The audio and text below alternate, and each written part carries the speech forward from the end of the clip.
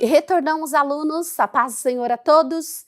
Hoje a nossa aula é sobre crianças de 2 a 3 anos de idade. Estamos falando sobre o berçário 2. Agora, nessa fase, muitas pessoas, muitas igrejas já trabalham com essa fase, com essa etapa da criança de 2 a 3 anos. E como eu disse no vídeo anterior, na aula anterior, é importante que você aprenda para você aplicar até mesmo na sua casa, evangelizar os seus filhos, os seus vizinhos, seus parentes. Então vamos falar um pouco sobre essa etapa. Nessa etapa, a criança começa a entender que ela é um ser social, ela é uma pessoa. Então o que você tem que fazer? Você tem que começar a trabalhar a união com o seu colega. Então, quando você está brincando com uma criança, ensine a dividir o que ela tem. Ensine a abraçar o amiguinho, a falar oi para o amiguinho, porque é uma idade em que ela já começa, ela teve a infância toda voltada para ela. Agora, ela começa a perceber que tem mais pessoas em volta dela e que a atenção não está toda para ela.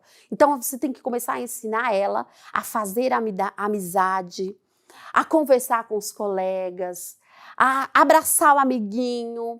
Quando ela tiver algo, ela tem que dividir. Então, nessa idade, a gente já começa a trabalhar isso, porque senão pode crescer uma criança egocêntrica, tudo para ela, tudo só ela quer. Então, a gente trabalha isso nos primeiros, desde o nascimento, né, claro. Mas nessa fase a gente trabalha muito isso, porque é uma idade em que a criança começa a descobrir que ela é um ser social e que ela precisa de outras pessoas.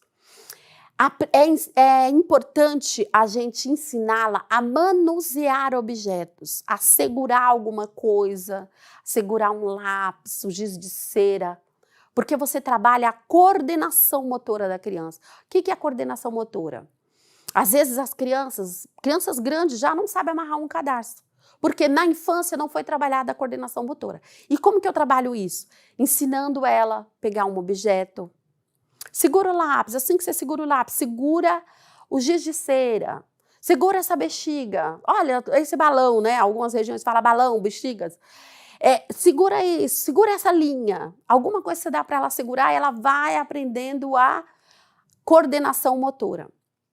Ela vai desenvolvendo isso até que ela tenha uma autonomia. Nessa etapa, a criança, ela fica muito sensível. Porque se você for falar alguma coisa, ela pode ficar com vergonha, ela pode se retrair. E às vezes ela está começando a dar os primeiros, soltando os primeiros vocabulários. E você já repreende a criança, ela vai ter um bloqueio. Então tenha muito cuidado, não chame a atenção, não seja tão duro com a criança quando for falar com ela. É importante reproduzir, chamar a atenção da criança de uma forma branda, que ela possa entender o que você está falando. Não mexe aí. Ela já, não fala isso. A criança fica assustada. Desenvolvimento motor, mudança de comportamento. Aqui ela tem realmente uma mudança. Ela já quer, às vezes, bater no coleguinha, ela quer puxar as coisas do amiguinho. Então ela tem uma mudança que ela já começa a querer ter um comportamento diferente do que quando ela era pequenininha. Capacidade de controlar as necessidades, como ir ao banheiro. Então, às vezes, não estou falando que todas as fases, tá? A criança de 3 anos já não pode mais usar fralda, cada um é cada um. Tem criança que é bem mais avançada, mas nessa fase a criança já consegue, é uma fase que você vai ensiná-la a sair da fralda. Então, tem crianças que ela vai, muitas vezes, estar na sua sala de aula sem a fralda. Então, você tem que pedir para a mãe, né, como que faz, ela já sabe ir ao banheiro, ela já comunica, de vez em quando você vê que a criança está brincando muito, quer ir ao banheiro? Quer ir ao banheiro? Para um pouquinho para ver, preste atenção no jeito que ela vai estar ali na sala, porque às vezes ela está tão envolvida e quando vê, ela fez na roupa. Então, tem que ficar atento a isso. Ela já constrói algumas frases simples, né? Já fala algumas coisas, como um versículo Deus é amor, Deus me ama, ela já fala algumas palavras. Tem agressividade, que é como a gente diz, ela é um pouco mais agressiva do que na fase anterior, principalmente se essa criança não teve antes uma educação para isso. Então você vai ensiná-la a amar e não bater quando ela quiser as coisas, ela não precisa chorar. Não precisa chorar. Você quer? Conversa comigo. O que você quer? Não espera a criança fazer uma birra para você dar o que ela quer. Porque na próxima vez, ela vai fazer a birra de novo. Então, antes de ter problema com isso, o que você quer? Explica para a mamãe o que você quer. Explica para a professora o que você quer. Converse com ela. Precisa de uma atenção muito grande nessa fase, porque elas gostam de atenção. Essas crianças gostam muito de atenção. Como vou agir com essa criança? Primeiramente, não gritar. A gente não vai gritar com ninguém, né? Principalmente nessa fase, que é como eu disse para vocês, que elas estão aprendendo a falar, aprendendo a se desenvolver. Você grita, você assustou a criança. Tem que falar de forma calma, lento e pausadamente. Você vê que às vezes a criança chega, eu já fiz isso. A criança chega com a mãe e você fala, ai, que linda a criança. Ela assusta, ela já começa a chorar, assustei com aquela tia. Você só queria brincar com ela, mas ela assustou, porque é o seu jeito de falar. Nessa fase a criança gosta muito do lúdico, né? Jogo, brincadeira, desenho, explora bastante isso, bastante brincadeira com ela. Você pode contar uma história mais simples, mais curta, breve, uma história breve, e depois você dá um desenho relacionado à história que você contou. O que eu devo ensinar para a criança de 2 a 3 anos no culto? A criança ela já começa a entender a criação de Deus a partir do que ela vê. Quando ela vê uma plantinha, você já ensinou, lá na fase inicial, você já ensinou que Deus criou as plantinhas, Deus criou o céu, Deus criou a terra. Ela vai ver lá, ela sabe que foi Deus que criou. Ela tem aquela visão de ver que aquilo ali foi feito pelas mãos de Deus. Então, o que eu tenho que ensinar para ela? A fé. A fé eu não vejo. Olha, você está vendo a chuva que está caindo? Foi Deus que mandou a chuva. E o vento? Você consegue ver o vento? Não. Então, a nossa fé é igual ao vento. Está dentro de nós. Então, a gente já começa ensinando essas coisas aos poucos, fazendo comparações.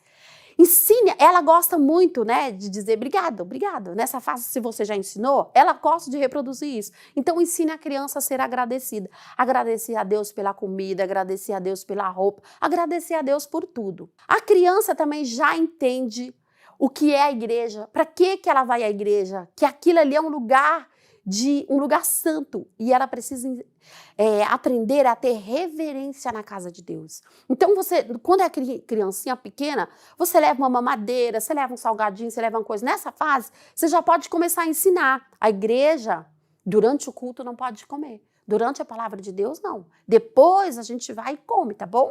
Então tem um lanchinho depois. Depois a gente pode comer um lanchinho, uma coisa ou outra. Mas quando ela é pequena, ela não tem esse controle. Ela quer mamar toda hora. Se você levou uma bolachinha, ela quer. Agora, nessa idade, você começa a ensinar. É claro que aqui, gente, eu vou abrir um leque aqui.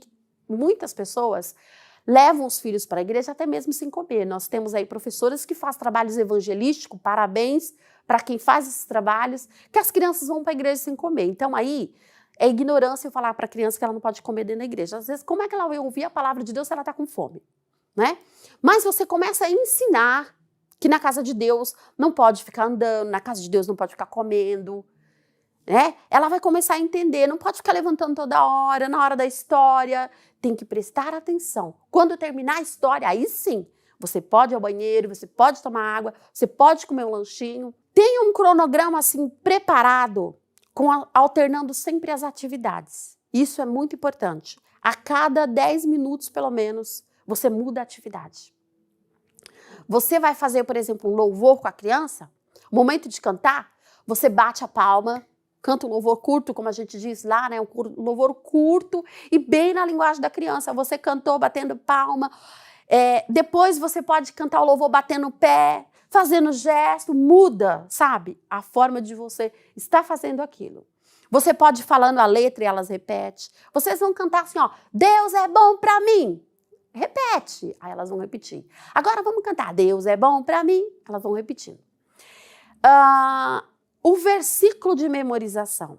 O versículo, ele é bem curto. Então, por exemplo, você vai dizer, em tudo dai graças, porque essa é a vontade de Deus. Qual a parte que você vai ensinar para ela? Em tudo dá graças. Sabe o que é graças? É ser agradecido, é dar graças a Deus, é dizer obrigado, Senhor. Você pode até simplificar o versículo dizendo assim, ó, em tudo dá graças, você pode dizer, em tudo seja agradecido.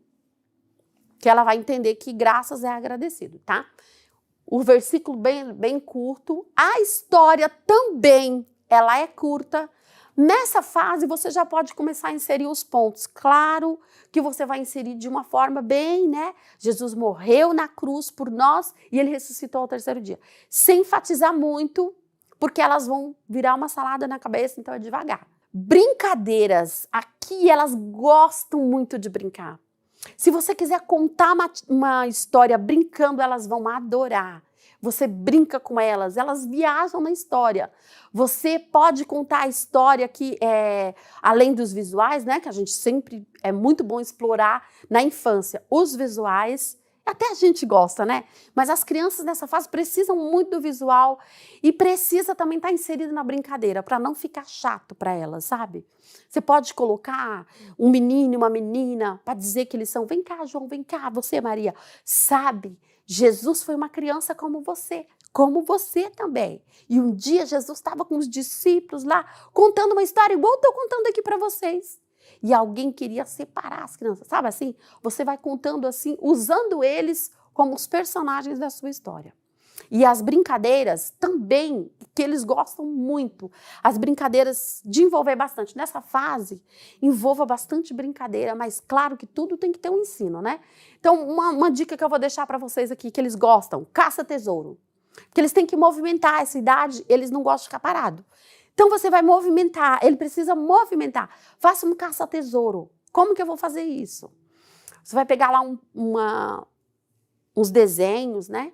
Vamos imaginar que é a história de Sansão e Dalila. Sansão tinha um cabelão, não é? A Dalila amarrou ele com cordas. Então você fala, olha, crianças, a primeira dica de hoje para você achar aí o tesouro, corda. Acha o desenho da corda. Você vai chegar mais cedo na sala, com certeza, e vai colocar esses desenhos distribuídos lá embaixo da cadeira, embaixo de um livro, embaixo de qualquer canto. Vai escondendo os desenhos. Fala, olha, a primeira dica, corda. Sansão foi amarrado com o quê? Com corda. Então acha a corda. Eles vão lá, procura a corda. Aqui, achei, muito bem. Agora, crianças, vamos lá. Continua a história. E Sansão foi amarrado com aquelas cordas. Então, Dalila fez Sansão dormir no seu colo. Vai contando. Depois ela pegou algo para cortar o cabelo dele. Não era uma tesoura, mas parecia uma tesoura. Porque antigamente não usavam tesoura, né? Então você vai dizer, agora sabe o que você vai achar? Uma tesoura. E aí a criança vai procurar o desenho da tesoura. Pode ser uma tesourinha sem ponta? Pode. Pode ser uma corda de verdade? Pode. Você acha aí, crianças, está no meio da sala, eles vão procurar. Agora, terceiro objeto que vocês vão encontrar, a corrente. Porque depois que Sansão foi enganado, o que aconteceu? Dalila amarrou ele com corda, né? Ele arrebentou as cordas, mas eles pegaram e prenderam Sansão com as correntes, porque ele foi preso. Ele estava preso. Então, você pode pedir para as crianças procurar a corrente. Vai usando sua imaginação e objetos que tenha na sua história para que você possa interagir com elas ali na sala. Atenção a uma coisa muito importante. Durante a sua aula, vai ter crianças muito diferentes. Vai ter crianças que você vai falar assim, procura a corda, vê onde está a corda. E a criança vai ficar totalmente perdida, sem entender. Ela vai para a direita, ela vai para a esquerda.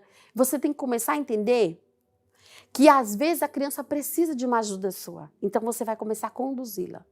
Nessa fase você começa a identificar os pais que estão com as crianças também. É muito importante identificar, porque aqui a criança começa a apresentar alguns sinais que pode ser de autismo, pode ser transtorno de déficit de atenção. Em alguns sinais ela começa a apresentar. E muitas vezes a gente fala assim, não, mas ela ainda é novinha, ainda dá tempo. Sim, mas você tem que começar a observar.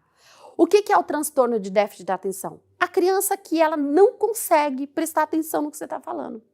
Então você está contando aqui e ela já está andando, ela já está falando, ela já está... Nem em todos os casos, tá, gente?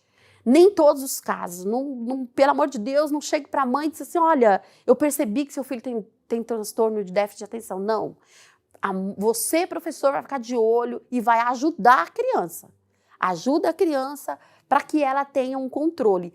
Autismo também você começa a observar nessa fase. Por quê? A criança, geralmente, ela não fala, ela tem um comportamento diferente, que ela não olha nos seus olhos, ela está sempre de cabeça baixa, ela não gosta de falar muito, de observar, ficar observando muito as coisas. Então, ela é uma criança diferente. Alguns tendem a ser agressivos. Então, é de criança para criança. Mas nessa idade, a gente tem que estar de olho em todas o comportamento da criança para, se for o caso, procurar um especialista, tá?